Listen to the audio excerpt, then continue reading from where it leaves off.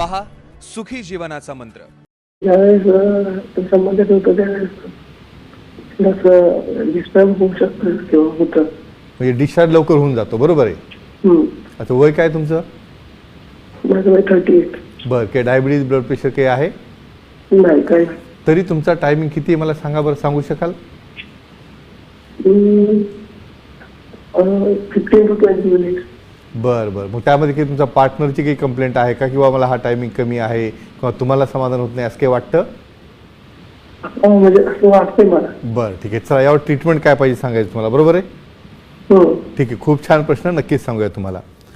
हे बघा, even OPD मध्ये देखील मला हे असं करावंच लागतं. बरोबर, कारण बोलण्यामध्ये ते संकोचपणा. गंमत अशी आहे, बरेच जण बाहेर ओपीडी मध्ये येऊन हे खरंच विचारता येतं का, आणि विचारल्यानंतर त्याला ट्रीटमेंट असते का, किंवा लोक काय म्हणतील, मग ते परत एवढेच सांगतात सर मला जर कोणी पाहिलं तर.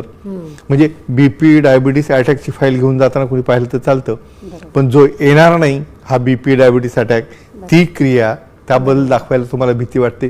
आता हे बिचरत विचारतायत, पण तरी पण ॲप्रिशिएशन का त्यांनी विचारलं, सांगूया आपण. सर्वात महत्त्वाचं सांगतो, तुमचा प्रत्येक ऑर्गन हा तुमचा आहे, केसापासून ते नखापर्यंत. तुम्हाला त्याची पार्शलिटी करायचं कोणी सांगितलेलं नाही, पण तुम्ही करता.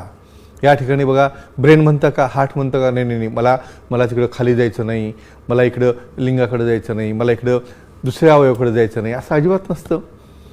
तुमचा वेअर अँड टिअर, वय वाढलं, केस पांढरे झाले, टक्कल पडलं, चष्मा लागला, ॲक्सेप्ट करता ना, मग त्या पद्धतीने तुम्हाला देखील एक सर्व्हिसिंग आहे. तुमचे त्या टिश्यू आहेत, त्याला त्या ठिकाणी वापर करून डॅमेज होतो, कार्पोरा कोलॅप्स होतात, त्या ठिकाणी ब्रेनचं कंट्रोल डाऊन होतं, हार्मोन कमी होतात, त्या पद्धतीने या ठिकाणी शीघ्रपतन व्हायला सुरू होतं. आणि हे झाल्यामुळं एक अभ्यास झालेला आहे, एक 28% डिवोर्स हे फक्त तुमचा टायमिंग कमी असल्यामुळे होतं. काही जण तर एवढा टाईम कमी असतो की स्टार्ट करताना 5 ते 10 सेकंदात, एका मिनिटाच्या आत स्खलन करतात. तर या ठिकाणी तुम्ही अजिबात घाबरू नका. आणि ही ट्रीटमेंट फक्त तेवढ्या ऑर्गनपुरतीच नसते, पूर्ण बॉडी. तुमचा पॉझिटिव्हनेस, तुमचं इम्प्रेशन, तुमचा कॉन्फिडन्स, हे hormonal therapy, locally acting medicine, peripheral acting medicine, गरज पडल्यास पी शॉट किंवा इम्प्लांट देखील करून आपण त्यातनं बाहेर येतात. काय करायला पाहिजे, तज्ज्ञांना भेटा, सेक्सॉलॉजी सिरोलॉजी नॉलेजना भेटा, नक्कीच त्यावर उपाय आहे, रिझल्ट आहे.